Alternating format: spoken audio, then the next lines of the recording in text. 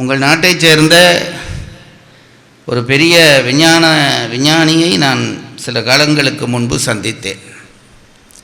அவரோடு உரையாடுகிற வாய்ப்பு கிடைத்தது. நான் வேண்டுமென்றே அவரிடம் கேட்டேன், நம்முடைய சமயம் பற்றி அவருக்கு ஒரு பெரிய மதிப்பு இருந்திருக்கவில்லை.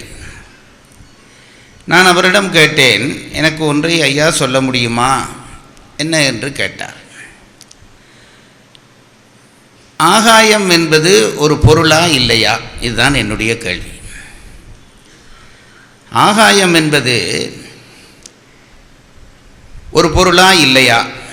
இன்றைக்கு கிட்டத்தட்ட நான் ஒரு வகுப்பு தான் நடத்தப் போகிறேன். ஆனாலும் நீங்கள் ஊக்கப்படுத்தி தந்தால் அந்த வகுப்பு உற்சாகமானதாக இருக்கும்.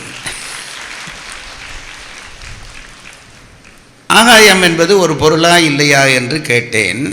எனக்கு நிச்சயமாக தெரியும் அதற்கு அவராலே பதில் சொல்ல முடியாது என்று.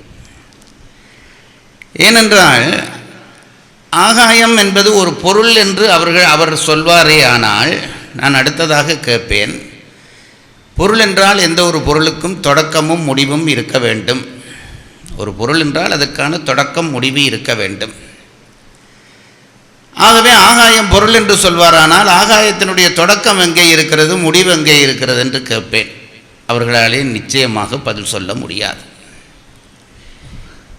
விஞ்ஞானம் ஆகாயத்தினுடைய தொடக்கத்தை காணுகிற அளவுக்கு அறிவு பெற்று வளரவில்லை. இதை புரிந்து கொள்ளுங்கள்.